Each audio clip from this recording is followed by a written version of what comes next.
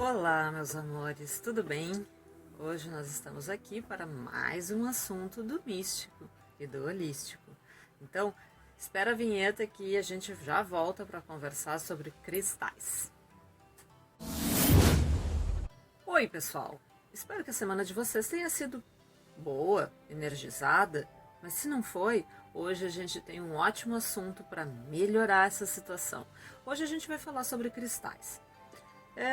Os cristais, eles são aquelas pedrinhas, né? Aquelas rochas que muitas pessoas acham lindas e cheias de vida, porque tem um colorido assim bastante característico e particular. Mas nem todas as pedras, nem todos os cristais são assim. Eles, na verdade, eles podem até estarem no seu estado bruto, né? E continuar tendo as mesmas propriedades que eles têm quando as pessoas acham que eles estão no seu estado rolado, né? O que é um estado rolado e o que é um estado bruto? Deixa eu mostrar para vocês aqui. Vamos ver o que eu tenho aqui. Muito bem, aqui eu tenho um quartzo rosa, ó, quartzo rosa rolado, tá bem? E eu tenho um cristal, certo? Uma ponta de cristal que tá no seu estado bruto, certo? E qualquer uma delas tem as mesmas propriedades, inclusive dependendo daquilo que você vê no seu cristal, daquilo que você sente no seu cristal, ele tem uma propriedade e uma força muito maior. Mas o que é um cristal, na verdade? O cristal é um corpo sólido, tá? Que passou por uma transformação, certo? Geométrica, vamos dizer assim, com o decorrer do tempo. Por quê? Porque os cristais são formações rochosas, certo? Elas têm geometrias pré-estabelecidas, algumas em formas de quadrado, outras em formas de hexágono, e que com um determinado processo que sofreram, elas se transformam nesses cristais lindos, belos e cheios de força e cheios de energia e vibração, né? Então a gente tem alguns cristais que a gente pode falar de acordo com o processo, por exemplo, né? Então a gente tem a obsidiana negra, né, que é a obsidiana, na verdade, né, que é uma pedra bastante conhecida e que, olha que interessante, ela na verdade não é ela não chegou a cristalizar, ela teve um processo de formação tão rápido que ela não chegou a cristalizar, então ela ficou sendo como uma substância vítrea. Ela proporciona a cura da alma, né? Então muitas pessoas procuram a obsidiana com o objetivo de curar essa sensação que você tem de que tem algo acontecendo, né? Mas ao mesmo tempo ela é uma pedra que precisa ter um determinado precisa ter cuidado no seu uso. Por quê? Porque ela vai revelar verdades sobre você e talvez você não esteja preparado. Então ela é indicada a ser usada sob o acompanhamento de um terapeuta, né? Ou de uma pessoa especializada em cristalterapia, certo? Mas ela é uma substância vítrea, que ela teve uma formação muito rápida e não teve tempo de cristalizar, tá? A gente tem um outro exemplo, né, que também é bastante conhecido, que é o peridoto, né? Muitas pessoas apelidaram ele de uma forma, né, que dizem que é a esmeralda pobre, certo? Por quê? Porque ela não tem o encantamento da esmeralda, mas ela é uma pedra muito bonita, né? Ela tem um verde assim bem característico. E ela é uma pedra que combate o mal olhado e a inveja. Ela afasta esse sentimento de você. Então, se você está com um problema de inveja, está com um problema de, né, que as pessoas estão sempre te sugando, né? O peridoto é uma pedra que vai te ajudar muito em relação a isso, tá? Ela foi uma pedra que foi formada em altas temperaturas. Né? Então, olha lá, a obsidiana foi formada, né, de uma forma muito rápida. O peridoto foi formado em altas temperaturas, e são pedras completamente diferentes, com funções completamente diferentes, mas que têm uma importância enorme.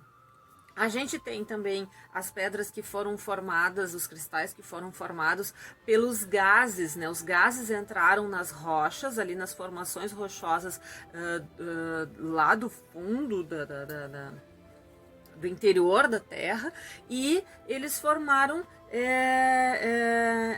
pedras também, cristais muito importantes, por exemplo, como a turmalina e como o topázio. A turmalina muita gente conhece, principalmente a turmalina negra, né? Ela é uma pedra muito utilizada para interferências magnéticas, né? Com os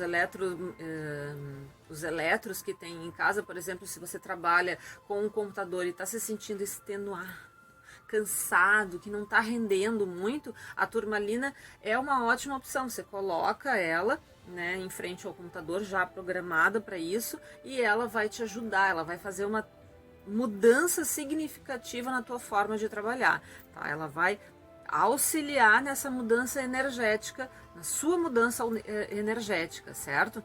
Das formações rochosas, a gente tem aquela que foi por resfriamento, né? Então, o magma resfriado trouxe essa formação rochosa, né?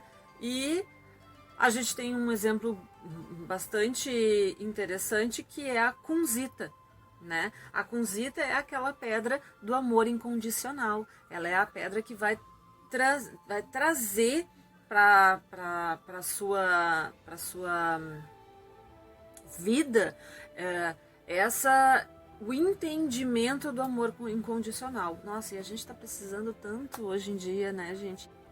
Eu gostaria de saber, então, uma pedra que eu possa ativar o amor na minha vida, o amor em relacionamento na minha vida. Muita gente diria para você assim, de cara, assim, eu vou te indicar o quartzo rosa, tá? O quartzo rosa realmente ela é uma pedra para ativar a questão do relacionamento, do amor, na verdade. Mas eu te indicaria fazer o uso da rhodonita. A rhodonita é uma pedra maravilhosa para essa questão de quem está esperando e está querendo buscar o amor verdadeiro na sua vida, certo? Eu vou ensinar aqui o processo para ativar essa pedra, as pedras, na verdade, os cristais, e você vai poder fazer esse processo e quem sabe encontrar o amor da sua vida. Depois você me conta, tá? Me manda ali uma mensagem me dizendo como é que foi. A gente tem também para a questão da capacidade mental, né? Aumentar a capacidade mental, melhorar a capacidade mental. A gente tem a turmalina verde, ela é maravilhosa para isso. Você pode usar como um pingente também.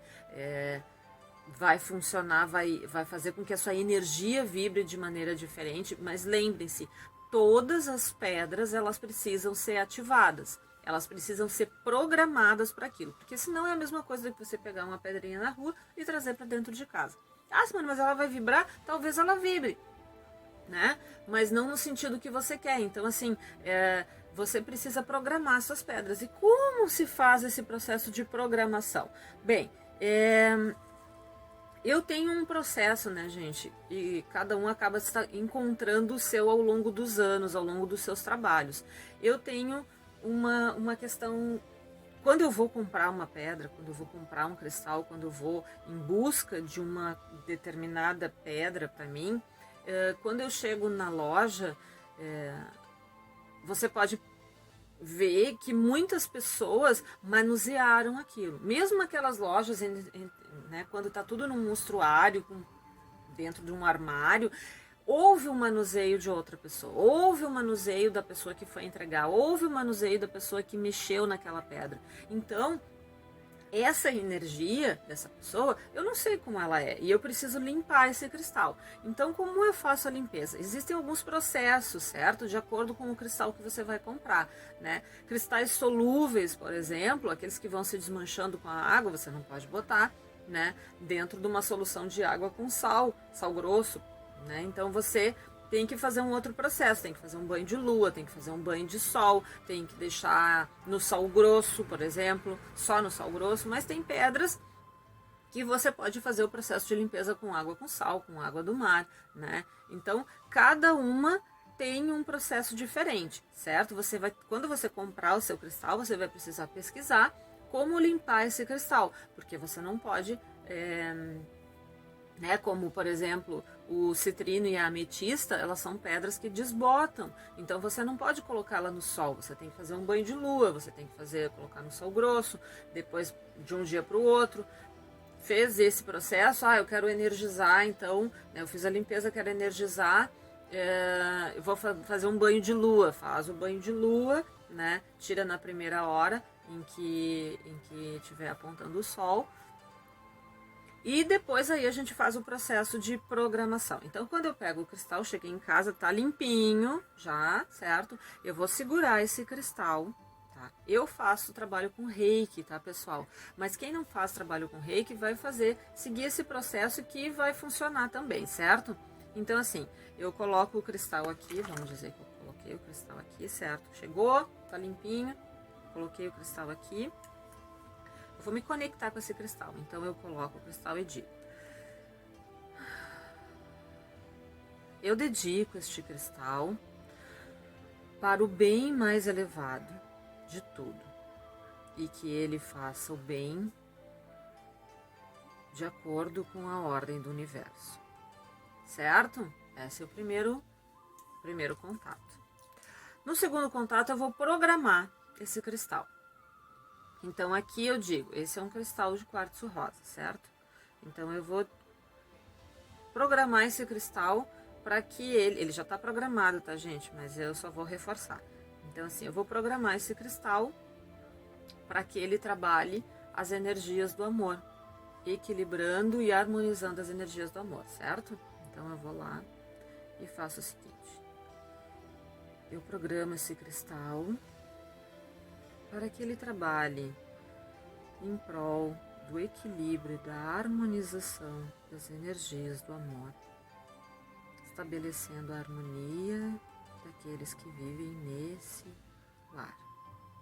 Assim é, de acordo com a força do universo e o bem de todos. Certo? Programado esse cristal, eu vou colocar ele na posição em que ele deve ficar. Se ele vai ser usado comigo, eu vou colocar ele ou numa joia ou num amuleto, certo? Se eu vou colocar ele em casa, eu vou colocar ele no nicho em casa que vai fazer a ativação desse processo. Por exemplo, se ele vai ativar o relacionamento, o amor, eu vou levar ele para os relacionamentos. Se ele for ativar a família, por exemplo, o amor na família, eu vou colocar ele no nicho da família e vou deixar ele lá. Simone, eu coloco essa pedra naquele local e esqueço, e vai funcionar para o resto da vida? Não, tá, gente? Assim como eu trabalho com a questão dos japamalas e trabalho com os cristais nos japamalas, eles precisam de manuseio, eles precisam de cuidado, né?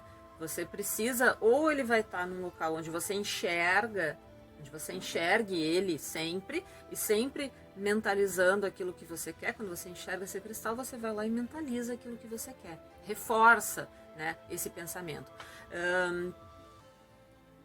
Ou quando ele está na sua joia, né? Quando está num pingente, ou no brinco, ou na pulseira, você vai tocar essa pedra, esse cristal, e vai mentalizar, certo? Ah, mas eu preciso limpar sempre. Sempre que você estiver passando por uma situação complicada, sempre que você estiver passando por uma situação onde você onde você passe por um desgaste emocional, né, um desgaste físico, eu aconselho que esse cristal seja limpo, certo? Limpou o cristal, harmoniza o cristal, energiza o cristal e programa, né, mentaliza de novo essa função para que ele sempre esteja funcionando. Porque o cristal que não é limpo, o cristal que não é manuseado, o cristal que não é trabalhado, ele para de transmutar essa energia, certo? E se ele para de transmutar essa energia, ele para de te auxiliar no seu objetivo. certo? Eu espero que vocês tenham gostado. Se vocês tiverem dúvidas, sugestões, críticas, deixa ali nos comentários que com certeza eu vou responder para vocês. Se gostaram e se estiveram comigo até aqui, eu peço que deem um like e que compartilhem para que a gente possa cada vez mais atingir mais e mais pessoas para essa nossa rede energética, transformando e transmutando essa energia e fazendo com que o nosso mundo fique melhor, não só para a gente, mas para as pessoas que estão à nossa volta. É assim que a gente começa a evoluir, correto? Eu agradeço mais uma vez, gratidão, gratidão, gratidão por vocês terem estado comigo e eu espero vocês na próxima sexta-feira para mais um papo com Transforme-se. Beijo e um ótimo final de semana.